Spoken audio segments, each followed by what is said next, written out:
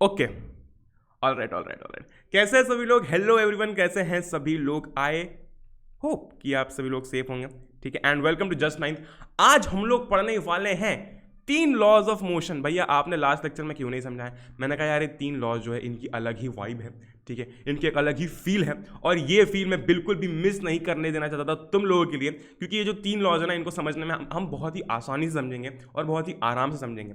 तुम जब ये 3 लॉज पढ़ोगे समझोगे तो तुम्हें लगेगा कि यार कितना मजेदार है क्लास 9 का फिजिक्स। अगर तुम्हें अभी तक फिजिक्स टफ लग रहा था ना, इसके बाद बिल्कुल नहीं लगेगा। और सीरियसली अभी जहां पर बेसिकली अभी जहां पर तुम हो, ठीक है, क्लास 9 में, यहां पर हर चीजें टफ लगती हैं, क्योंकि तुम्हें फिजिक्स पढ़ना है, तुम्हें केमिस्ट्री पढ़ना है, तुम्हें बायोलॉजी पढ़ना है, एजुकेटर्स अलग अलग हैं, स्कूल में टीचर्स अलग अलग हैं, ठीक है। तो उस केस में यार लगता है पी सी एंड बी, ठीक है, तो उस केस में लगता है हमको कि यार नहीं नहीं नहीं नहीं बहुत टफ लग रहा है, लेकिन एक्चुअली फिजिक्स बिल्कुल टफ नहीं। It is what you see in your daily life, बस उसको थोड़ा सा थ्योरेटिकल इंप्लीमेंटेशन के साथ में टफ बनाया जाता है, लेकिन वो एक्चुअल में होता नहीं, ठीक है। और क्लास 9 का तो बिल्कुल ही नहीं होता, ठीक है। आगे बढ़ते हैं। My name is Atar Puranik and I will be teaching you physics on this channel. तो बेसिकली यार मैं आपको यहाँ पर फिजिक्स पढ़ाता हूँ।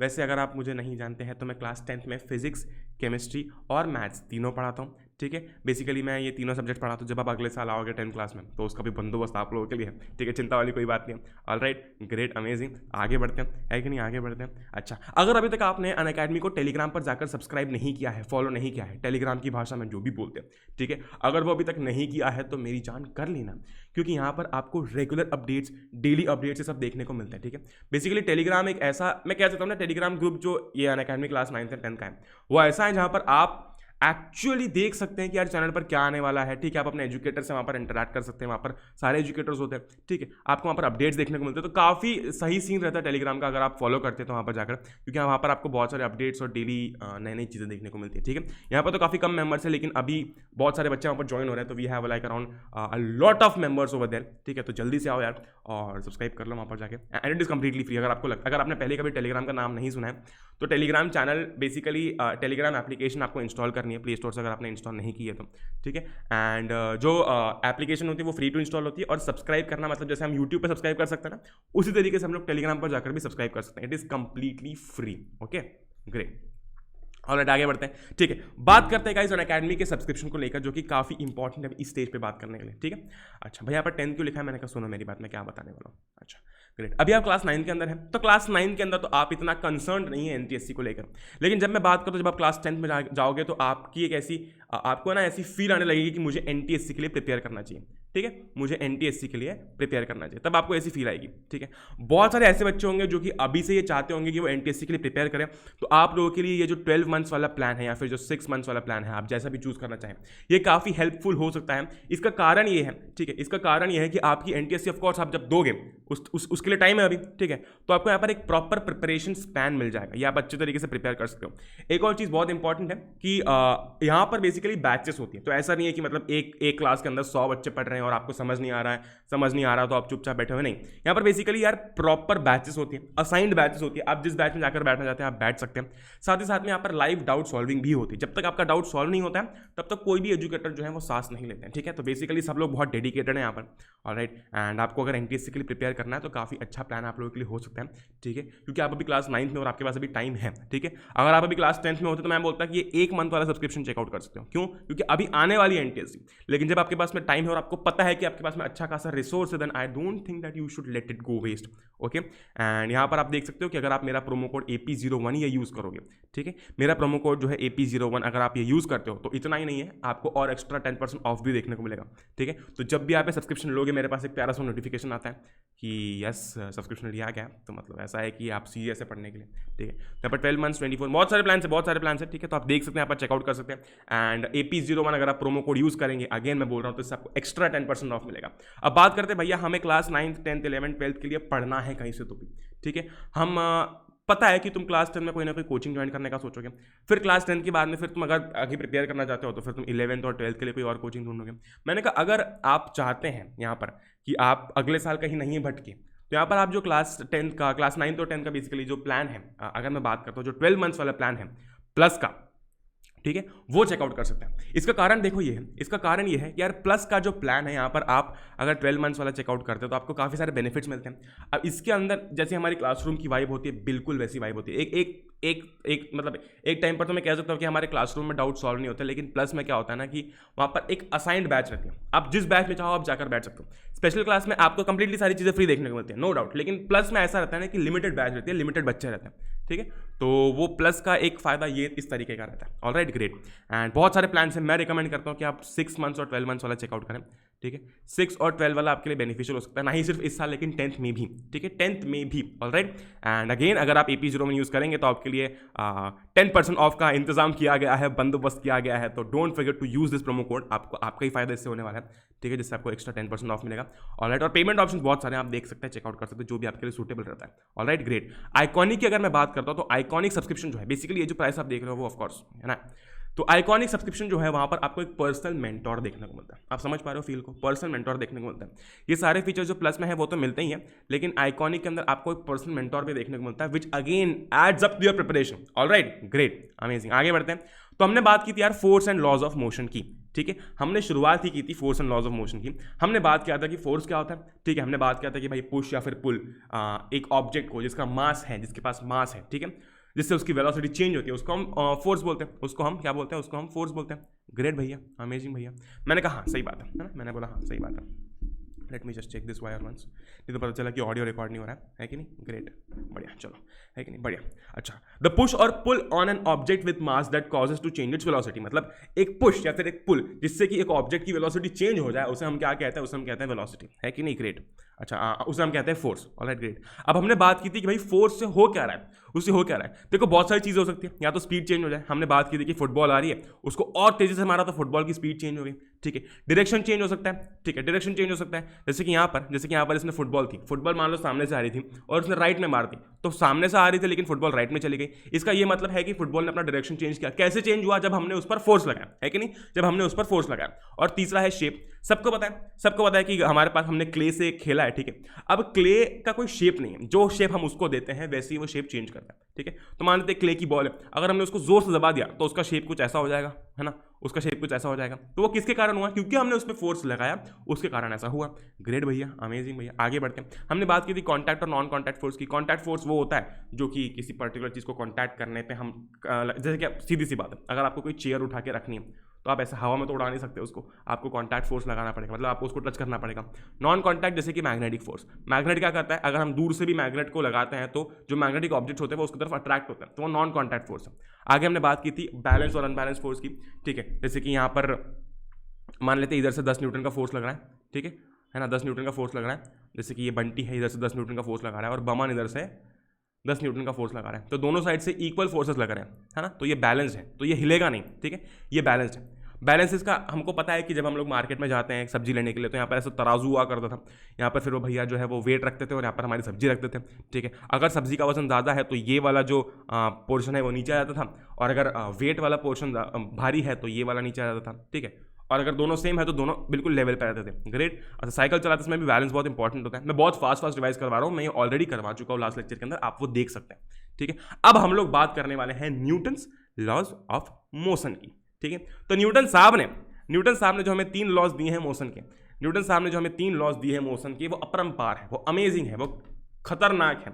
क्यों? क्योंकि ये जो 3 लॉज है मोशन के, ये हमारी डेली लाइफ में इतने ज़्यादा एप्लीकेबल हैं कि इनके बिना हम अपनी डेली लाइफ इमेजिन नहीं कर सकते। हाँ, बिल्कुल नहीं कर सकते, ठीक है। इनके बिना हम अपनी डेली लाइफ इमेजिन नहीं कर सकते। Alright, we can not imagine our daily life अगर ये 3 लॉज ऑफ मोशन नहीं है तो। बेसिकली देखो ये चीज़ होती तो है, इसको ये क्यों होती है ये बताया गया, ठीक है। अच्छा, बात करते हैं, सबसे पहले बात करते हैं न्यूटन्स फर्स्ट लॉ की। बिना किसी देरी के हम लोग न्यूटन्स फर्स्ट लॉ की बातें कर लेते हैं, है कि नहीं। ग्रेट। अच्छा, अब ये न्यूटन्स फर्स्ट लॉ क्या कहना चाह रहा है, डेफिनेशन समझोगे तो थोड़ा सा टफ लगेगा, लेकिन जब एक्चुअली समझ में आएगा तो बहुत मजा आएंगे। An object remains in a state of rest, ओहो भैया इंग्लिश मैंने कहा। An object remains in a state of rest or of uniform motion in a straight line unless an external unbalanced force is applied to it. Until an external unbalanced force is applied to it. कैसे भैया? मैंने कहा देखो मेरी बात सुनो। एक object या तो रेस्ट में रहेगा या तो चलता रहेगा जब तक उस पर एक्सटर्नली कोई फोर्स नहीं लगाया जाता। भैया लेकिन कैसे, मतलब आप क्या कहना चाह रहे हो, तो हमको भी पता है। मैंने बोला हाँ वही ठीक, ये फुटबॉल रखी हुई है ग्राउंड पे, ठीक है, ये फुटबॉल रखी हुई है ग्राउंड पे, है कि नहीं, ग्रेट। तो क्या ये फुटबॉल अपने आप चलने लग जाएगी? क्या ये फुटबॉल अपने आप खेलने लग जाएगी? नहीं, जब तक प्लेयर्स नहीं है इसको किक करने के लिए, जब तक प्लेयर्स नहीं, जब तक हम लोग इसको लात नहीं मारेंगे, किक नहीं मारेंगे, तब तक ये फुटबॉल यहां से नहीं मिलेगी। तो क्या है, जब तक, देखो ये अब अगर मैं इसको इस टर्म में इसको एक्सप्लेन करता हूं, तो the football will remain in rest, है ना, ये रेस्ट पे है, आराम से बैठी हुई है रेस्ट पे, ठीक है। तो football will remain in rest until a player kicks it और until and player applies an external force. जब तक इस पर कोई फोर्स नहीं लगता है तब तक ये रेस्ट पर रहेगी, है कि नहीं, तब तक ये रेस्ट पर रहेगी। कारण क्या है? कारण ये है कि ये न्यूटन्स फर्स्ट लॉ है, ठीक है, ये न्यूटन्स फर्स्ट लॉ है भाई। एक ऑब्जेक्ट अपनी स्टेट में कंटिन्यूड रहेगा जब तक उस पर कोई एक्सटर्नल अनबैलेंस्ड फोर्स नहीं लगाया जाता, ठीक है नहीं, है कि नहीं, जब तक उस पर कोई एक्सटर्नल अनबैलेंस्ड फोर्स नहीं लगाया जाता। अब अनबैलेंस का क्या मतलब है, देखो जरा, देखो ये साइकिल है, ठीक है, मैंने लास्ट लेक्चर में बताया था बंटी की बहन है, घर पर जा रही है बंटी की बहन, क्योंकि बंटी का क्लास है और उसकी बहन इसमें कॉपी लेके जा रही है उसके लिए, ठीक है।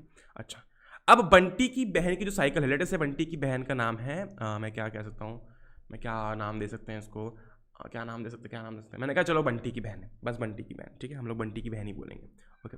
तो जो बंटी की दीदी है, ठीक है, to be more precise, Bunty की जो दीदी है वो साइकिल पर जा रही है। अच्छा, साइकिल तब तक नहीं रुकेगी जब तक कोई एक्सटर्नल फोर्स ना लगाया जाए, ठीक है, जब तक कोई एक्सटर्नल फोर्स ना लगाया जाए, है कि नहीं, ग्रेट, जब तक कोई एक्सटर्नल फोर्स ना लगाया जाए। अच्छा, तो वो एक्सटर्नल फोर्स क्या क्या होता है, जैसे कि हम ब्रेक मारते हैं, ठीक है, जब हम ब्रेक मारते हैं तो क्या होता है कि जो ब्रेक होता है हमारा वो टायर से घिसाता है बार बार, ठीक है, जिससे उसका जो मोशन है वो धीरे धीरे स्लो होने लगता है, ठीक है। तो क्या हो रहा है यहाँ पर, हम जब तक साइकिल पर एक फोर्स नहीं लगाएंगे तब तक वो नहीं रुकेगी। अच्छा, अगर बंटी की दीदी ब्रेक्स नहीं भी लगाती तो थोड़ी देर बाद साइकिल रुक जाएगी। कारण क्या है? कारण है फ्रिक्शन, ठीक है। दीदी इस साइड जा रही है, ठीक है, उसको फ्रिक्शन इस साइड लगेगा, ऑफ कोर्स, है कि नहीं, उसको फ्रिक्शन इस साइड लगेगा, ठीक है। तो धीरे धीरे क्या होगा कि फ्रिक्शन के कारण जो साइकिल है वो रुक जाएगी, ठीक है, फ्रिक्शन के कारण जो साइकिल है वो रुक जाएगी। अभी अनबैलेंस का क्या चक्कर है, मैंने कहा देखो, यहाँ पर एक बॉक्स था, है कि नहीं, यहाँ पर 10 न्यूटन का फोर्स लगाया गया, ओके, यहाँ पर 10 न्यूटन का फोर्स लगाया गया, है ना, ग्रेट, और यहाँ से भी 10 न्यूटन का, एक सेकेंड, थोड़ा सा गड़बड़ हो गया, यहाँ पर एक बॉक्स है, ठीक है, प्यारा सा बॉक्स है, बॉक्स का एग्जाम्पल बहुत ही प्यारा होता है, ठीक है, यहाँ से लगाया गया 10 न्यूटन का फोर्स, है ना, 10 न्यूटन का फोर्स, और यहाँ से भी लगाया गया 10 न्यूटन का फोर्स, ठीक है। अब भाई साहब जब ये फोर्स बैलेंस है, देखो यहाँ से भी 10 न्यूटन है, यहाँ से भी 10 न्यूटन है, तो बेसिकली अगर मैं बोलता हूँ कि ये फोर्स है FA, ठीक है, तो ये फोर्स क्या हो जाएगा, ये वाला फोर्स ये हो जाएगा is equals to minus FB, क्यों? क्योंकि अपोजिट डायरेक्शन में लग रहा है ना, उल्टे डायरेक्शन में लग रहा है। तो ये देख सकते हैं कि हम दोनों के दोनों फोर्स जो है वो सेम है, तो यहाँ पर ये क्या है, बैलेंस है, ठीक है, बैलेंस है, ये नहीं हिलेगा, ठीक है, ये नहीं हिलेगा, इसलिए अनबैलेंस्ड फोर्स का होना कितना इंपॉर्टेंट तुम देख सकते हो भाई साहब। जब तक ऐसा फोर्स ना लग जाए जो कि इसको हिला पाए, ठीक है, तब तक हम नहीं बोल सकते ना कि ये मोशन में है, ठीक है। अच्छा, अगर कोई चीज़ रेस्ट में है तो उसको मोशन में लाना पड़ेगा, और उसके लिए हमको एक अनबैलेंस्ड फोर्स लगाना पड़ता है। अनबैलेंस लगाएंगे तभी वो चलेगा, अगर बैलेंस लगाएंगे तो जैसे कि हमने देखा बक्से वाला एग्जाम्पल, ठीक है, याद करो हमने यहाँ पर बात की थी कि यहाँ पे भी 10 न्यूटन लग रहा था, बंटी लगा रहा था लास्ट लेक्चर में, और बमन भी लगा रहा था, तो ये बक्सा नहीं हिल रहा है, क्यों? क्योंकि बैलेंस्ड फोर्स है। जब तक फोर्स बैलेंस है तब तक काम कैसे चलेगा, है कि नहीं, ग्रेट। तो जब तक इस फुटबॉल को हम लोग किक नहीं करेंगे तब तक ये अपनी जगह से नहीं लेगी, और जब तक बंटी की दीदी ब्रेक नहीं लगाएगी, ठीक है, फिर फ्रिक्शन जो है वो एक्ट नहीं करेगा, तब तक ये साइकिल चलती रहेगी। अच्छा, फ्रिक्शन नहीं होता तो ये साइकिल चलती ही रहती, ठीक है, great, amazing, I am great. अच्छा, व्हाट इज इनर्शिया? इनर्शिया यही कहता है, ठीक है, इनर्शिया यही कहता है, body at rest tends to remain at rest, body in motion tends to remain in motion. यानी कि भाई साहब एक बॉडी जो है वो रेस्ट में रहेगी, ठीक है, वो रेस्ट में रहेगी जब तक उस पर कोई एक्सटर्नल अनबैलेंस्ड फोर्स ना लगाया जाए, और यही हमारा इनर्शिया, ठीक है, यही हमारा इनर्शिया। एक बॉडी तब तक, सीधी सी बात है, देखो जरा एक एग्जांपल देता हूँ तुम्हें, बहुत ही प्यारा सा एग्जांपल देता हूँ, ठीक है, ओके, कैसे बताऊँ मैं, ओके, हमारी किताब जो होती है, ठीक है, हमारी जो बुक है, ओके, NCERT बुक है, मानो कोई भी बुक है, ठीक, वो उस टेबल पर तक पड़ी रहेगी, वो उस टेबल पर तब तक रखी रहेगी जब तक हमारी अंदर से इच्छा नहीं होती उसको उठा के पढ़ने की, ठीक है, तो वो तब तक रेस्ट में है, उस पर कोई भी एक्सटर्नल फोर्स नहीं है, कोई भी दबाव नहीं है कि नहीं, कोई भी, हम जैसे कि क्यों नहीं होता, क्योंकि हमारी इच्छा ही नहीं हो रही कि हम उसको उठा रहे हैं, है कि नहीं, ग्रेट। तो भाई साहब एक ऑब्जेक्ट तब तक रेस्ट में रहेगा जब तक उस पर कोई एक्सटर्नल फोर्स ना लगाया जाए, ठीक है। जैसे कि अभी ये रेस्ट में है, ठीक है, ये रेस्ट में है, अभी नहीं था, ये रेस्ट में, ठीक है, मैंने जब तक इसको फोर्स नहीं लगाया तब तक ये नहीं हिला, ठीक, अब हिल रहा है, मैंने इस पर फोर्स, देखो ये फोर्स लगा रहा हूं मैं तो ये हिल रहा है, ठीक है, मैं फोर्स लगा रहा हूँ, ये हिल रहा है। तब तक ये रेस्ट में था जब तक मैंने फोर्स नहीं लगाया था। पीछे जितनी भी चीज़ें रखी हुई हैं सारी की सारी रेस्ट में है, जब तक मैं उन पर फोर्स नहीं लगाऊंगा तब तक वो नहीं हिलेगी। ठीक है, ग्रेट, आगे बढ़ते हैं, है ना। अच्छा, ये जो है ये बेसिकली इसकी एक थोड़ी सी और एडवांस डेफिनेशन है जो कि तुम समझ सकते हो। अ प्रॉपर्टी ऑफ मैटर, ठीक है, by which it continues in its existing state. भाई साहब अगर एग्जिस्टिंग स्टेट उसकी रेस्ट की है, ठीक है, उसकी रेस्ट की तो वो रेस्ट में ही रहेगा। एग्जिस्टिंग मतलब अभी फिलहाल क्या एग्जिस्ट, किस स्टेट में वो एग्जिस्ट कर रहा है, ठीक है, रेस्ट में है तो रेस्ट स्टेट में, ठीक है, और यूनिफॉर्म में है तो यूनिफॉर्म मोशन में, in a straight line unless that state is change by an external force. ठीक है, ग्रेट, सेम ही एग्जांपल, सेम ही डेफिनेशन है, बस थोड़ी सी एडवांस तरीके से। ग्रेट। अच्छा, मोमेंटम की बात करते हैं, ठीक है, मोमेंटम की बात करते हैं। मोमेंटम बेसिकली क्या होता है? मोमेंटम होता है product of mass and velocity. ठीक है, मोमेंटम होता है मास और वेलोसिटी का प्रोडक्ट। ठीक है, तो यहां पर बेसिकली मोमेंटम को m से डिनोट नहीं किया जाता है, सबसे पहला कंफ्यूजन। ठीक है, मोमेंटम को डिनोट किया जाता है p से। ऑलराइट, मोमेंटम को डिनोट किया जाता है p से। अब यहाँ पर साफ साफ लिखा है product of mass and velocity, तो मैं बिना चूके यहाँ पर मास का m, ठीक है, इनटू वेलोसिटी का v लिख दूं। हाँ भैया लिख दो, मैंने कहा बिल्कुल सही है। ठीक है, ये होता है हमारा मोमेंटम, है कि नहीं, ये होता है हमारा मोमेंटम। Alright, great, amazing. अब इसके डेफिनेशन की बात करेंगे क्योंकि ऑफकोर्स हमको पहले समझना है कि है क्या। यूनिट क्या है? यूनिट है केजी मीटर पर सेकेंड। ठीक है, यूनिट है केजी मीटर पर सेकंड। भैया ये कैसे पता चला? भैया ये कैसे पता चला?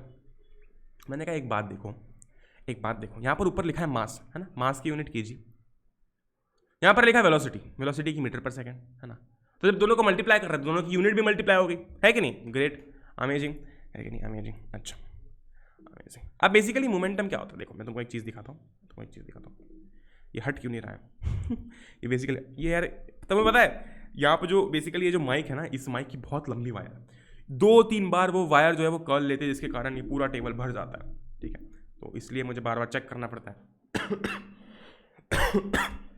I'm so sorry, इसलिए मुझे बार बार चेक करना पड़ता है कि भाई साहब यहाँ पर जो ये वायर है वो कनेक्टेड है भी कि नहीं, कि निकल तो नहीं गई, कि मैं गलती से खिंचा गई हो वायर तो। ठीक है, अच्छा करें। अच्छा मैं तुमको एक और चीज़ बताऊँ, मोमेंटम का एक एग्जाम्पल देता हूँ तुमको। यार ये ऐसा नहीं जाएगा। हाँ देखो, हमने ये देखा है, हमने देखा होगा ना कहीं एग्जाम्पल में या फिर कहीं ना कहीं टीवी में देखा है, ये ऐसे बहुत सारे, अब ये बेसिकली पेन टैप अभी लैग कर रहा है तो मैं ढंग से बता नहीं पा रहा हूँ। ठीक है, हमने देखा होगा ना ऐसे बहुत सारे ऐसे इस वायर से अटैच ऐसी मेटालिक टाइप बॉल्स रहती हैं, है ना, ऐसे मेटालिक टाइप बॉल्स रहती हैं। वो पेन टैप लैग कर रहा है तो मैं कुछ कर नहीं पा रहा हूँ, वो बॉल्स नहीं लग रही वो। ठीक है, बट अभी मान लो, है ना, हमने देखा है ना, हमने देखा कि यहाँ से अगर इसको हम लिफ्ट करते हैं, ठीक है, हम लिफ्ट करते हैं, ठीक है, जब इसको हम लिफ्ट करते हैं तो क्या होता है? जब इसको लिफ्ट किया जाता है तो बेसिकली ये होता है कि ये अपना मोमेंटम जो है यहाँ इस पे पास कर देता है। ठीक है, सेकंड वाली पे तुमने देखा होगा कि इसको लिफ्ट करेंगे और इसको छोड़ते हैं तो ये ऊपर जाती है, ठीक है, और ये नीचे आती है, और इसके बाद में ये ऊपर जाती है, ये ही नीचे आता है। ये बीच का जो है वो हमको दिखता नहीं कि हिल रहा है, कुछ हो रहा है, हमको नहीं दिखता ऐसा। क्यों? क्योंकि बेसिकली क्या होता है कि जो मोमेंटम है, ठीक है, अब ऑफ कोर्स अगर मास है और वेलोसिटी है तो मोमेंटम है बॉडी में, है कि नहीं, मोमेंटम है, ग्रेट। तो मोमेंटम पोजेस करता है, जैसे ही वो इस सेकंड वाली से टकराता है, ठीक है, वो सेकंड वाली जो हमारी मेटालिक बॉल है उससे टकराता है, ठीक है, तो क्या होता है कि मोमेंटम ट्रांसफर हो जाता है, पास हो जाता है। ठीक है, फिर सेकंड वाला क्या करता है? इस पे पास कर देता है, फिर थर्ड वाला क्या करता है? फोर्थ वाले पे पास कर देता है। अब फोर्थ वाले के पास में पास करने के लिए कुछ है नहीं तो वो ऊपर चले जाता है। ठीक है, जो मोमेंटम उसमें ट्रांसफर हुआ है वो ऊपर चले जाता है। सो बेसिकली बहुत ही प्यारा सा नमूना है, देखना तुम। ठीक है, मोमेंटम ट्रांसफर ऐसे सर्च अगर करोगे तो मैं देखने को मिलेगा कि यहाँ पर ये जो यहाँ से हम छोड़ते हैं इसको और ये वाला इधर से निकलता है, बीच वाला नहीं हिलते हैं। ठीक है, क्योंकि मोमेंटम वो ट्रांसफर करने में हेल्प करते हैं। ठीक है, अब यहाँ पर इसके पास ट्रांसफर करने के लिए कोई था नहीं, देख सकते हैं, तो बेसिकली ऊपर चले गया। ठीक है, ग्रेट, पर मोमेंटम ट्रांसफर भी हुआ, है कि नहीं, ग्रेट, अमेजिंग। अच्छा, बढ़िया, ओके। अब बात करते हैं सेकंड लॉ ऑफ मोशन की। सो बेसिकली मोमेंटम समझना इसलिए इंपॉर्टेंट था क्योंकि यहाँ पर हमें सेकंड लॉ ऑफ मोशन समझना है। ठीक है, सेकंड लॉ ऑफ मोशन हमको ये पता है F is equals to ma, लेकिन भाई साहब ये F is equals to ma आया कहाँ से? मेरे को ये बताओ, ये F is equals to ma आया कहाँ से? ये मुझे ये समझाओ। ठीक है, मुझे तो कोई ये बताओ। तो पहले डेफिनेशन समझ लेते हैं। The rate of change of momentum of an object is proportional to the applied unbalanced force in the direction of force. ठीक है, जैसे कि अगर मान लो कि यहाँ सामने से फुटबॉल आ रही है, ठीक है, सामने से फुटबॉल आ रही है कि नहीं, और मैंने जिस डायरेक्शन में वो जा रही थी उधर ही फोर्स लगा दिया, तो क्या होगा? वो और तेजी से जाएगी। तो बेसिकली मैंने क्या किया, यहाँ पर मोमेंटम का कुछ तो भी खेल था, है कि नहीं। वो आ रही थी, बॉल आ रही थी, मैंने उसको उसी डायरेक्शन में जोर से और फटका मारा। ठीक है, तो क्या हुआ कि वो जिस वेलोसिटी से आ रही थी वो तेजी से जा रही है कि नहीं, तो पर मोमेंटम का कुछ ना कुछ काम होगा, है ना, ग्रेट। आगे समझते इस बारे में। मोमेंटम का अगर तुम ये समझ चुके हो P is equals to mv, तुम्हारा आधा काम तो यहीं पर सॉल्व हो चुका है। ठीक है, तुम्हारा आधा काम यहीं पर सॉल्व हो चुका है। Alright great. Newton second law की बात करते हैं। न्यूटन सेकंड लॉ क्या करता है, पहले डेफिनेशन वाइज जाते हैं और इसको फिर हम लोग क्या करते हैं कि एक डेरिवेशन में कन्वर्ट कर देते हैं। The rate of change of momentum, जब भी रेट की बात आती है तो हम बात करते हैं टाइम की, ठीक है, साइड में लिख लो, मैं तुमको खुद से डिराइव करना सिखा रहा हूं, ठीक है। Rate of change of momentum हमने अभी बात की, ठीक है, अभी हमने बात की। मोमेंटम क्या होता है, मोमेंटम होता है पी, है कि नहीं, मोमेंटम होता है पी, लिख लिया मैंने साइड में। Of an object is proportional to the applied unbalanced force. अब ऑफ कोर्स फोर्स जो लग रहा है उसको अनबैलेंस होना जरूरी है, नहीं तो वो हिलेगा ही नहीं, है ना। ग्रेट, अच्छा great, F, okay F, amazing. In the direction of force, है कि नहीं, ग्रेट। ये हमारे लिए इतना समझना इंपॉर्टेंट नहीं है, पहले हम ये समझते हैं कि ये क्या है, ठीक है, ये क्या है। अच्छा, यहाँ पर बेसिकली दिखाया था rate of change of momentum of an object. Rate मतलब क्या हो जाएगा, पहली बात तो चेंज ऑफ मोमेंटम है, दूसरी बात, पहली बात रेट है और दूसरी बात चेंज है। जब भी हम बात करते हैं चेंज की तो हम क्या करते हैं, फाइनल माइनस इनिशियल, ठीक है। जब भी हम rate of change of velocity की बात कर रहे थे तो हम क्या कर रहे थे, final velocity minus initial velocity. तो जब हम rate of change of momentum की बात कर रहे हैं तो हम क्या करेंगे, final momentum minus initial momentum, ठीक है। तो लेट अस से कि ये है फाइनल मोमेंटम पी एफ, है कि नहीं, ग्रेट, ये है फाइनल मोमेंटम और ये है initial momentum P F minus P I, क्या हो गया, रेट ऑफ चेंज ऑफ, मतलब चेंज हो गया मोमेंटम का। अच्छा great, okay, amazing. Rate of change of momentum मतलब इसको हम टी से डिवाइड मारेंगे। याद करो हम क्या बात करते थे ए में, जब हम एक्सीलरेशन की बात करते थे, v minus U by T, rate of change of velocity, है ना। सिमिलरली हमने यहाँ पर क्या किया, rate of change of momentum, बस यहाँ पर हमने टर्म्स डिनोट कर दिए थे। यहाँ पर हमने सीधा बोला पी एफ यानी कि final momentum minus initial momentum, और रेट है तो नीचे आ गया टाइम, ठीक है। ये बेसिकली अगर मैं देखो, तुमको यहाँ पर नहीं दिख रहा तो मैं यहाँ पर लिख देता हूँ, P F, okay, P F minus P I, final momentum minus initial momentum upon time, ठीक है, अपॉन टाइम, ओके ग्रेट। ये है डायरेक्टली प्रोपोर्शनल किस चीज़ के, फोर्स के, ठीक है, लिखा है यहाँ पर। अच्छा ग्रेट, अमेजिंग, है कि नहीं, अमेजिंग, बढ़िया। अच्छा भैया, आपने अभी थोड़ी देर पहले हमको बताया था कि जो मोमेंटम होता है, ठीक है, जो मोमेंटम होता है वो होता है मास इंटू वेलोसिटी। मैंने बोला बिल्कुल होता है। अच्छा, तो अगर मैं फाइनल मोमेंटम की बात करता हूँ जो कि है पी एफ, ठीक है, पी एफ, मास तो उतना ही रहेगा, वेलोसिटी की बात है, ठीक है, वेलोसिटी की बात है। तो हम ये जानते हैं कि हम फाइनल वेलोसिटी को डिनोट किससे करते हैं, मैंने बोला v से करते हैं, ठीक है। तो जब फाइनल मोमेंटम की बात हो रही है तो फाइनल वेलोसिटी की बात होगी, तो यहाँ पर क्या हो जाएगा, फाइनल मोमेंटम mv, ठीक है, m इंटू वी हो जाएगा। अच्छा ग्रेट भैया, इसमें कुछ नया नहीं बताया, ये भी mv था, यहाँ पर भी mv लिखा हुआ है। मैंने बोला अब समझ में आएगा मैं क्या कह रहा हूँ। अच्छा ग्रेट। हम जब इनिशियल वेलोसिटी की बात करते हैं तो हम क्या बोलते हैं, जब हम इनिशियल वेलोसिटी की बात करते हैं तो हम क्या बोलते हैं कि इनिशियल को हम डिनोट करते हैं यू से, है कि नहीं, इनिशियल को डिनोट करते हैं यू से। अच्छा, यहाँ पर कहीं ना कहीं इनिशियल मोमेंटम भी है, तो मैंने बोला पी आई यानी कि पी इनिशियल हो जाएगा m, मास तो उतना ही रहेगा, है ना, m इंटू वेलोसिटी इनिशियल कितनी होती है, u। ग्रेट, आ रही बात समझ में, अमेजिंग। अब मैंने क्या किया, पी एफ यानी कि ये m into V, P F की जगह पर लिख दिया, ठीक है, पी एफ की जगह पर लिख दिया और माइनस कर दिया यहाँ पर एम यू, ठीक है, एम यू, क्यों, क्योंकि पी इनिशियल जो है वो m इंटू यू के बराबर है ना, m इंटू यू के बराबर है। Great, upon T, and it is directly proportional to F, क्योंकि दिया हुआ है कि नहीं। अब मैं लेने वाला हूँ कॉमन। मैंने क्या किया, बेसिकली ऐसा लिखा हुआ है, देखो कुछ ऐसा लिखा हुआ है, M V minus M U, है ना, एम यू अपॉन टी, और ये लिखा हुआ है directly proportional to F. Do you agree with this, yes, right, okay. तो मैंने क्या किया, m को कॉमन निकाल लिया, है ना, m को यहाँ से कॉमन निकाल लिया, तो m कॉमन हो गया, ऊपर बचा v माइनस यू, ठीक है, v माइनस यू, और अपॉन में अगेन है t, है कि नहीं, अपॉन में अगेन है t। ये डायरेक्टली प्रोपोर्शनल है f के, है कि नहीं, ये डायरेक्टली प्रोपोर्शनल है f के। क्या बात है, ग्रेट, अमेजिंग। अच्छा, अभी थोड़े टाइम पहले हमने देखा था लास्ट चैप्टर के अंदर कि हमारा v minus U upon T जो होता है, v minus U upon T जो होता है, ये होता है एक्सीलरेशन के बराबर। तो मैंने क्या किया, v minus U upon T की जगह पर लिख दिया है a, है ना, तो ये हो जाएगा m a is directly proportional to f, ठीक है। जब भी तुम्हें कोई भी चीज़ डिराइव करनी हो, पहले ये बात जान लो कि हम डिराइव क्या कर रहे हैं। अगर हमें फॉर्मूला पता है कि हम कौन सा फॉर्मूला डिराइव कर रहे हैं तो वहाँ तक पहुँचने में हमें आसानी होती है कि नहीं, वहाँ तक पहुँचने में हमें आसानी होती है।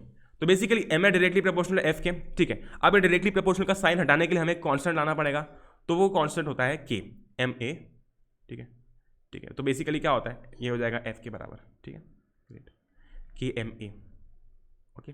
अब के की जो वैल्यू होती है वो 1 होती है, इसलिए हम देखते हैं कि हमें F इज टू ma मिलता है। कारण क्या है? कारण ये है कि जब न्यूटन साहब ने इसको प्रूव किया होगा, उन्होंने क्या किया होगा कि यहाँ पर मास 1 kg लिया होगा, एक्सेलरेशन जो है वो 1 मीटर पर सेकंड स्क्वायर लिया होगा, तो उन्होंने देखा होगा कि 1 न्यूटन का फोर्स लगता है, ठीक है। तो उस हिसाब से उन्होंने बोल दिया कि के जो है 1 है। उसको इतना डिटेल में समझने की जरूरत है ही नहीं, बस तुम ये समझो कि यहाँ पर एक कांस्टेंट 1 क्यों है, भाई सीधी सी बात है, तभी हमको F इज ma देखने को मिल रहा है कि नहीं। तो जो पूरा हमने देखा, इसको डिराइव करने में तुम्हें बस 2 मिनट लगेंगे। हमको सबसे पहले ये देखना है कि डेफिनेशन में क्या दिया हुआ है। पहले डेफिनेशन समझ लो। Rate of change of momentum, rate है मतलब टाइम आएगा, चेंज है मोमेंटम का मतलब फाइनल माइनस इनिशियल की बातें होंगी, ठीक है। और डायरेक्टली प्रोपोर्शनल है एफ के, है कि नहीं, डायरेक्टली प्रोपोर्शनल एफ के मतलब यहाँ पर फोर्स भी होगा। डायरेक्टली प्रोपोर्शनल है तो साइन हटाना, मतलब हटाना पड़ेगा प्रोपोर्शनलिटी का साइन, है ना। और P F minus P I है, और अगर एम ए लाना है तो कहीं ना कहीं से हमें वेलोसिटी का जुगाड़ करना पड़ेगा। बात खत्म, बात खत्म, ओके।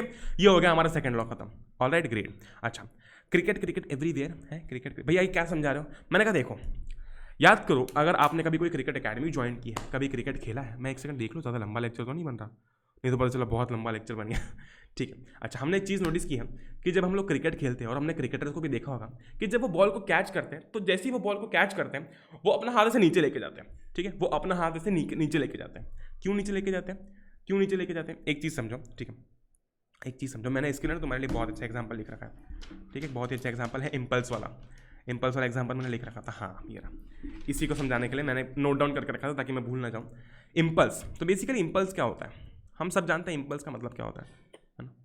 या फिर मैं कह सकता हूँ, अगर तुम्हें आसान सी भाषा में समझना हो तो मैं कह दूँ इम्पैक्ट, ठीक है। मैं कह देता हूँ इम्पैक्ट। सबको पता है इम्पैक्ट क्या होता है कि नहीं? जब मैं किसी चीज़ को मारूंगा तो उस चीज़ पे इम्पैक्ट होगा, है कि नहीं।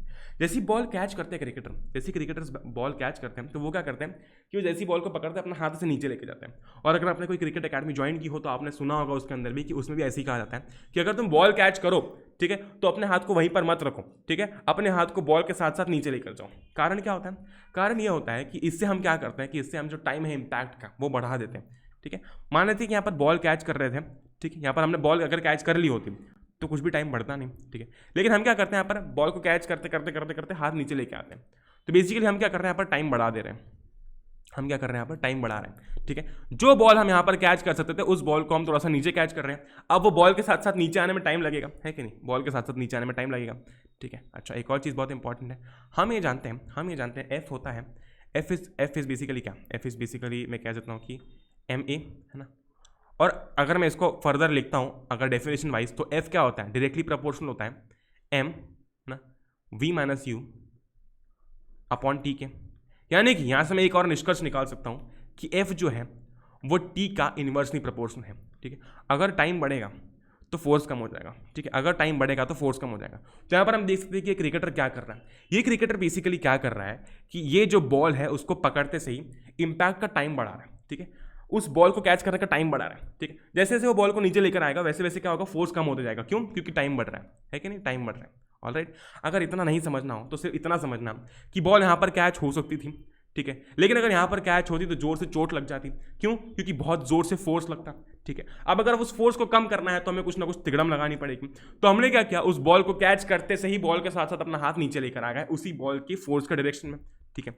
तो जब यहाँ पर बॉल को कैच करने का टाइम बढ़ गया, जैसे कि ये टाइम है जो बढ़ गया, ठीक है, तो फोर्स क्या हो जाएगा, कम हो जाएगा। क्यों? क्योंकि हमें पता है कि ये इन्वर्सली प्रोपोर्शनल है कि नहीं? Great, amazing. आगे बढ़ते हैं, अब बात करते हैं न्यूटन के थर्ड लॉ की। न्यूटन साहब के थर्ड लॉ की बात करते हैं। जो न्यूटन साहब थे उनके थर्ड लॉ की हम लोग बात करने वाले हैं, है कि नहीं? बात करते हैं जरा सा, है ना, बात कर लेते हैं, अमेजिंग सी बात कर लेंगे। अच्छा, ये बहुत ही इंटरेस्टिंग लॉ और बहुत ही एप्लीकेबल लॉ है। कारण क्या है? देखो, हम लोग जीवन में जो भी चीज़ें करते हैं, जीवन में हम जो कुछ भी करते हैं, it comes back to us. अगर हम किसी का अच्छा कर रहे हैं, ठीक है, तो कभी ना कभी हमारा भी अच्छा होता ही है, ठीक है, हमारा भी अच्छा होता ही है, ठीक है। अगर किसी का बुरा कर रहे हैं तो कहीं ना कहीं किसी ना किसी मीन से हमारा भी बुरा हो जाता है, ठीक। तो यहाँ पर क्या होता है ना, every action has an equal and opposite reaction. अगर आप अच्छा काम कर रहे हो, ठीक है, तो आपको उतना ही अच्छा, है ना, सामने वाली साइड से, आपकी अपोजिट साइड से आपको उतना ही अच्छा देखने को मिलेगा, ठीक है। तो आपका जो एक्शन है उस पर डिपेंड करता है कि आपको रिएक्शन कैसे मिलेगा। अगर आपका एक्शन अच्छा है तो आपको उतना ही अच्छा, है ना, इक्वल यानी कि, और सामने वाली साइड से रिएक्शन देखने को मिलेगा। अगर आपका एक्शन बुरा है, ठीक है, तो आपको सामने वाली साइड से उतनी ही मैग्नीट्यूड में रिएक्शन देखने को मिलेगा बुरी तरीके से, और ऑफकोर्स सामने वाली साइड से, अपोजिट साइड से, ठीक है। तो मैं ऐसा क्यों बोल रहा हूँ? ऐसा मैं इसलिए बोल रहा हूँ क्योंकि ये न्यूटन्स थर्ड लॉ यही कहता है कि नहीं? ग्रेट, आगे बात करते हैं। अच्छा, एक और चीज़, मतलब जितनी जोर से हमने अपने, होता है ना कभी कभी हम छोटे भाई बहन को मार देते हैं, ठीक है, ऐसे गुस्से गुस्से में, ठीक है, जितनी जोर से हमने अपने छोटे भाई बहन को मारा उतनी ही जोर से मम्मी हमको मारती है ठीक है। तो every action has an equal and opposite reaction. Okay great, आगे और समझते हैं न्यूटन का थर्ड लॉ क्या कहता है। जैसे कि यहाँ पर हम देख सकते हैं कि यहाँ पर एक बहुत जोर से चांटा मारा गया है, ठीक है। तो बेसिकली होता यह है कि जैसे कि चांटा मारा गया जोर से, तो क्या होता है कि यहाँ पर एक सरफेस है ना, कांटेक्ट हो रहा है, ठीक है। तो जैसे ही हाथ से जोर से चांटा पड़ता है तो हमारे गाल पे फोर्स पड़ता है कि नहीं, तभी लगती है जोर से, गाल पर फोर्स पड़ता है। लेकिन एक चीज़ जो हमको पहले से नहीं पता थी वो ऐसी है, अगर तुमको पता है तो बहुत ही अच्छी बात है, कि जितना फोर्स ये हाथ गाल पर लगाता है उतना ही फोर्स ये गाल हाथ पर लगाता है, ठीक है। तो हमको फील होता है ना, अगर किसी को कभी तुमने मारा हो ऐसे ही मजाक में, तुमने फील किया होगा कि यार मुझे भी लगी, ठीक है, मुझे भी लगी। कारण क्या है, कारण ये है कि हमने जब जोर से चांटा मारा तो जितने फोर्स से हमने चांटा मारा उतने ही फोर्स से उस गाल ने जो है वो वापस तुम पर एक रिएक्शन दिया, ठीक है। तो basically every action has an equal and opposite reaction, ठीक है ग्रेट। एक दीवार ही बड़ी सी, ठीक है, एक बहुत ही बड़ी दीवार है जिसको हम नहीं हिला सकते, ठीक है, नहीं हिला सकते। क्यों नहीं हिला सकते, इसलिए नहीं हिला सकते क्योंकि मान लो कि हम उस दीवार पर, जैसे कि ये दीवार है लेटेस्ट से, ठीक है, और हम यहाँ पर क्या कर रहे हैं, दीवार को हटाने की कोशिश कर रहे हैं, ठीक है, दीवार को जो है वो पुश करने की कोशिश कर रहे हैं, है कि नहीं ग्रेट। मान लेते हैं कि हम यहाँ पर 50 न्यूटन का फोर्स लगा रहे हैं, तो वो दीवार क्या कर रही है, दीवार भी हम पर 50 न्यूटन का फोर्स लगा रही है, ठीक है। कारण क्या है, कारण ये है कि वो ये नहीं चाहती कि वो हिल जाए, और हमको सीधी सी बात है, हमको ये पता है कि हम दीवार नहीं हिला सकते, लेकिन उसका कारण ये है कि जितना फोर्स हम दीवार पर लगा रहे हैं उतना ही फोर्स दीवार हम पर लगा रही है, ठीक है, उतना ही फोर्स दीवार हम पर लगा रही है। तो क्या हो रहा है, एक बैलेंस बन रहा है, जिसके कारण ना मैं पीछे जा रहा हूँ ना दीवार पीछे जा रही है कि नहीं, ना दीवार पीछे जा रही है, ठीक है ग्रेट। तो एक इक्वल एंड अपोजिट फोर्स दीवार हम पर लगा रही है, ओके, इसलिए हम दीवार को नहीं हिला पाते। जैसे कि फुटबॉल आ रही होती है ना, फुटबॉल का जब हम किक करते हैं, ठीक है, तो हमारे पैर में भी कुछ ना कुछ फील होता है। तो बेसिकली क्या होता है, जिस फोर्स से हम लोग फुटबॉल किक कर रहे हैं उसी फोर्स से वो फुटबॉल जो है वापस से एक रिएक्शन देती है, ठीक है ग्रेट। न्यूटन्स थर्ड लॉ बस इतना ही कहता है। तो every action has an equal and opposite reaction, alright great. अब आगे बढ़ते हैं, क्या लिखा हुआ है वो समझ लेते हैं। These two forces are always equal in magnitude but opposite in direction। मतलब ऐसा है, सीन ऐसा हो जाएगा, मान लेते हैं कि किसी बॉडी ए ने किसी बॉडी बी पर फोर्स लगाया, तो जो फोर्स ए से बी पर लगा है उतना ही फोर्स बी से ए पर लगेगा, बस अपोजिट होगा डायरेक्शन में, ठीक है। बस मान लेते हैं अगर एक फोर्स इधर लगा है तो दूसरा फोर्स जो है वो इधर लगेगा, बस डायरेक्शन अपोजिट होगा, ठीक है। These forces act on different objects and never on the same object. जो फोर्स, जैसे कि यहाँ पर हम देख सकते हैं कि यहाँ पर लड़ाई चल रही है, एक्शन सीन चल रहा है, ठीक है, तो यहाँ पर इस पैर के कारण सामने वाले इंसान के पेट पर फोर्स लगा, और सिमिलरली उस पेट ने पैर पर फोर्स लगाया, ठीक है। सुनने में थोड़ा सा वियर्ड लग रहा है बट ठीक है, alright great. There is a pair of forces and not just one force. हमेशा जीवन में कोई भी काम अगर तुम कर रहे हो ना तो एक पेयर ऑफ फोर्सेज होती है, कोई भी एक फोर्स नहीं होता। जैसे कि मैं यहाँ पर इसको हिला रहा हूँ, ठीक है, जैसे कि मैंने यहाँ पर ऐसे आगे किया तो जितना फोर्स मैंने लगाया उतना फोर्स इसने लगाया, लेकिन मैंने क्या किया कि फोर्स की अमाउंट बढ़ा दी, ठीक है।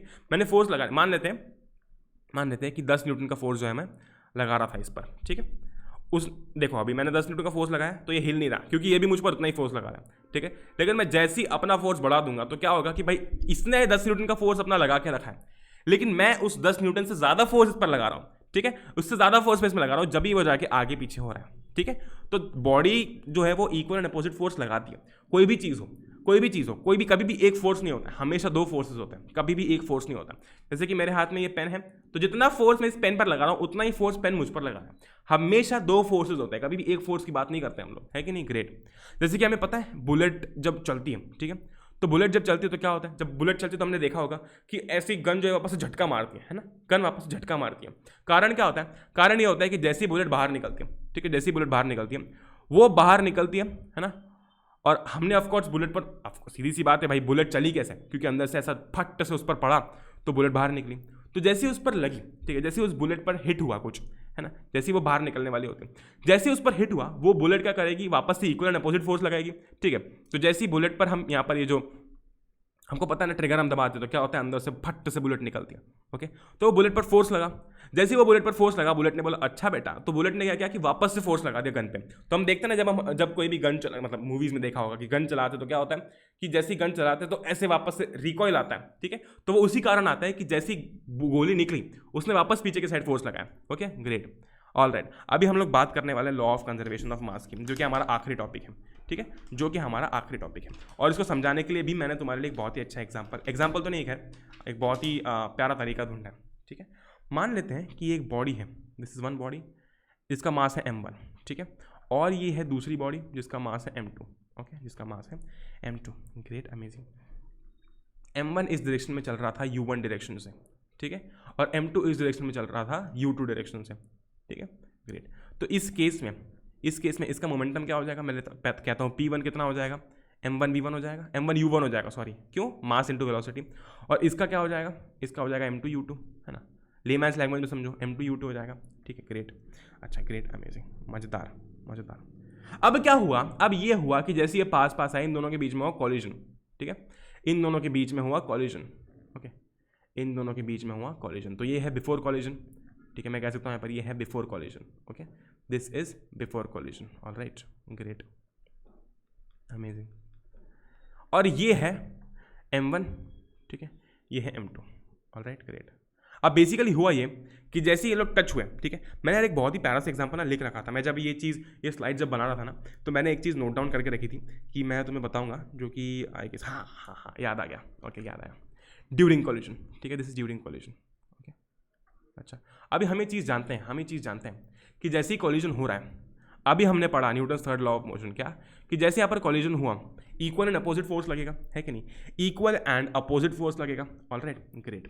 तो लेट अस से कि m1 जो है वो FA फोर्स लगा रहा है, ठीक है, FA बेसिकली क्या है, FA बेसिकली कुछ नहीं है, m1 ने, ठीक है, m1 ने m2 पे कितना लगाया, ठीक है, m1 ने m2 पे लगाया, to be more precise, m1 ने m2 पे लगाया, ठीक है, और FB क्या है, जो कि m2, ठीक है, जो कि m2 ने m1 पे लगाया, ठीक है, m2 ने m1 पे लगाया, है कि नहीं, ग्रेट, अमेजिंग। तो बेसिकली आप सीन ऐसा है, ठीक है, कि हम यहाँ पर लिख सकते हैं FA, ठीक है, FA is equals to minus FB, FA is equals to minus FB। कारण क्या है, कारण ये है, ठीक है, कारण सिंपल सा ये है कि जो फोर्स, ऑफ कोर्स कॉलिजन हुआ, अब कॉलिजन होगा तो इक्वल एंड अपोजिट रिएक्शन होगा, और अपोजिट है तो आगे माइनस आ गया, ठीक है, तो लेट अस से कि ये FA इसका था और FB इसका था, है कि नहीं, ग्रेट। अब हमें चीज़ जानते हैं, ठीक है, ग्रेट, यहाँ पर u1 था, यहाँ पर u2 था, ओके। अब क्या हुआ कि जैसे कॉलिजन हुआ, कॉलिजन होने के बाद में, है ना, कॉलिजन होने के बाद में ऑफकोर्स अब वेलोसिटी सेम तो नहीं रहेगी, ठीक है, वेलोसिटी सेम तो नहीं रहेगी, तो लेट अस से कि इसकी वेलोसिटी हो जाएगी v1, ठीक है, कॉलिजन के बाद में, और इसकी वेलोसिटी हो जाएगी v2, है ना, m2 वाले की वेलोसिटी हो जाएगी v2। भैया ऐसा क्यों, मैंने कहा कॉलिजन हुआ है ना, अब अगर कॉलिजन हुआ है तो वेलोसिटी सेम तो रहेगी नहीं, क्योंकि टकराया है, ठीक है, टकराया है कि नहीं, ग्रेट।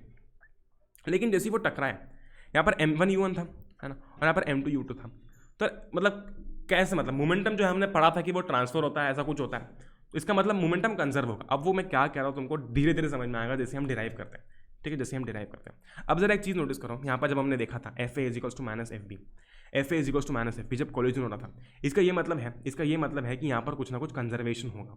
अब क्या कह रहा हूँ भैया, मैंने कहा एक चीज़ नोटिस करो, मैंने बोला एक चीज़ नोटिस करो, ठीक है हाँ, एक चीज़ नोटिस करो, यहाँ पर m1 ने m2 पर लगाया, ठीक है, तो जब हम यहाँ पर FA लिखेंगे, FA बेसिकली क्या हो जाएगा, FA बेसिकली हो जाएगा m2 into A।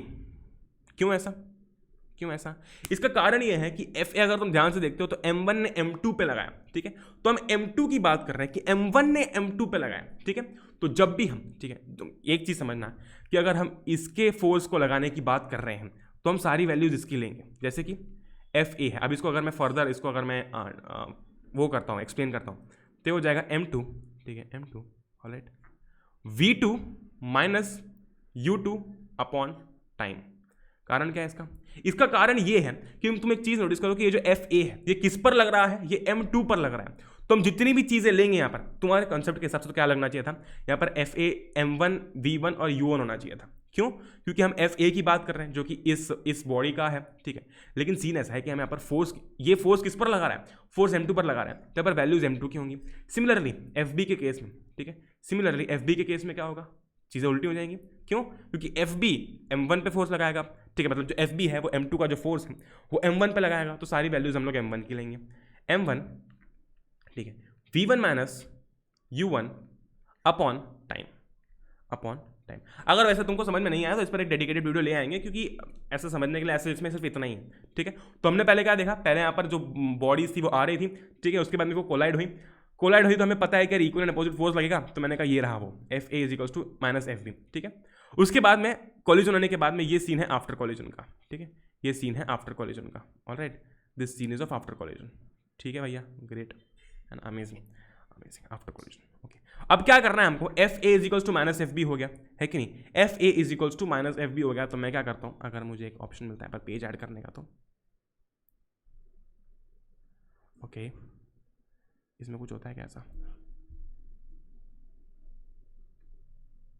Just a second, let me check once, okay alright, इसके बाद खत्म है, इसके बाद खत्म ही है, हाँ ठीक है। तो F A is equals to minus F B मैंने क्या किया, मैंने चुपचाप से लिख दिया जो भी लिखा हुआ है, ठीक है, मैंने लिख दिया F A is equals to, है ना, is equals to minus F B, alright, minus F B, बढ़िया है भैया।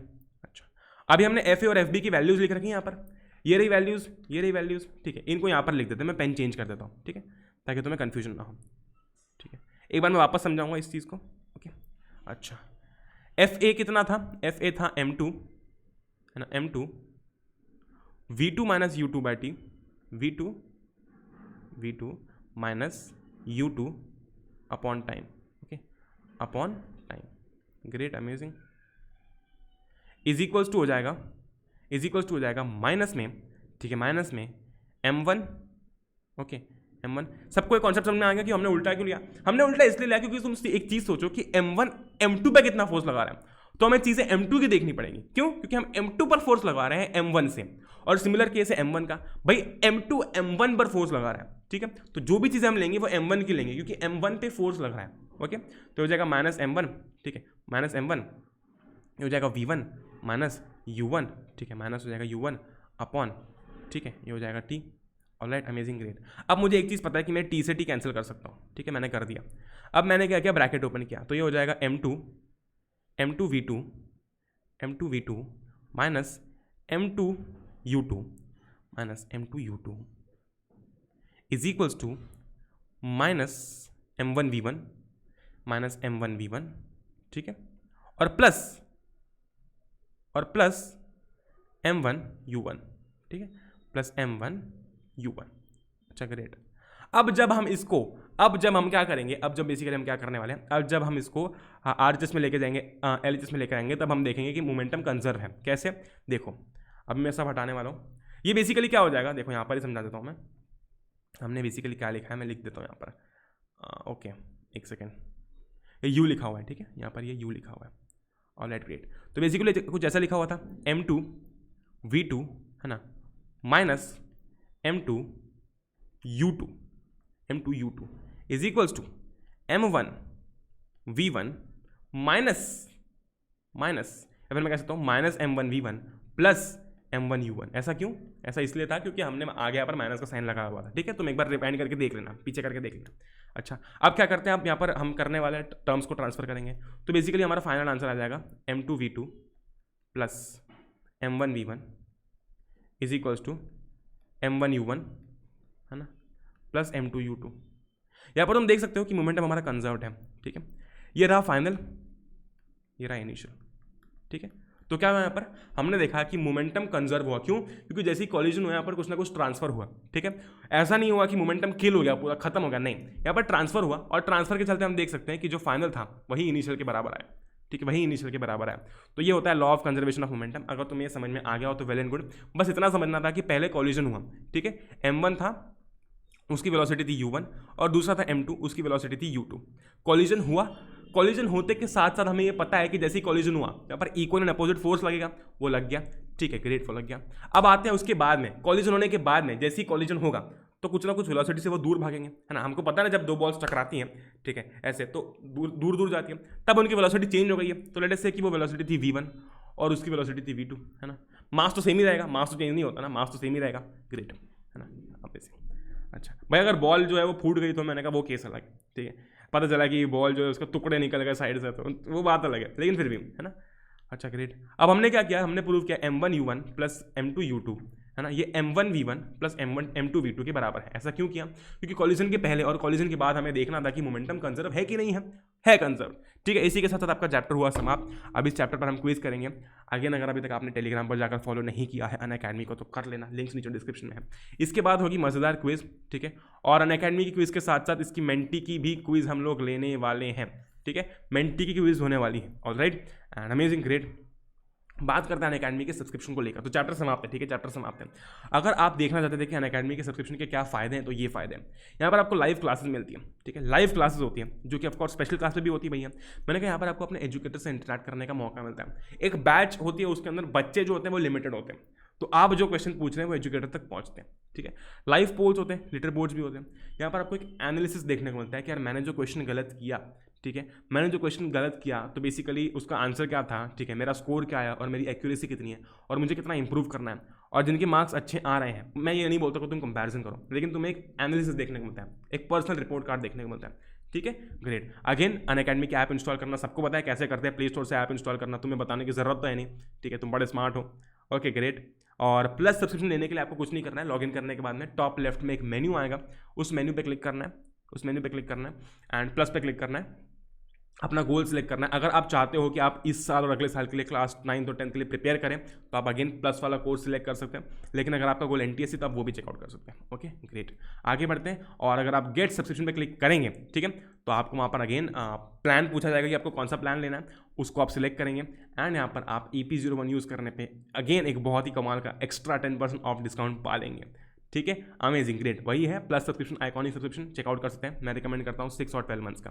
ठीक है, 6 और 12 मंथ्स का अगेन काफ़ी बेनिफिशियल होता है, आपको एक पूरा एसेंस देखने को मिल जाता है। ठीक है, ग्रेट। और अगर आप 4 साल की प्रिपरेशन यहीं से करना चाहते हैं तो मैंने कहा इससे अच्छी और बात भी क्या हो सकती है। AP01 प्रोमो कोड है, आप यूज़ कर लेना। ठीक है, अमेजिंग, ग्रेट। इसी के साथ साथ don't forget to subscribe this channel, amazing videos are on the way. Alright, तो बस यार, जय हिंद, वंदे मातरम, एंजॉय करो। Will meet in next one, till then good bye.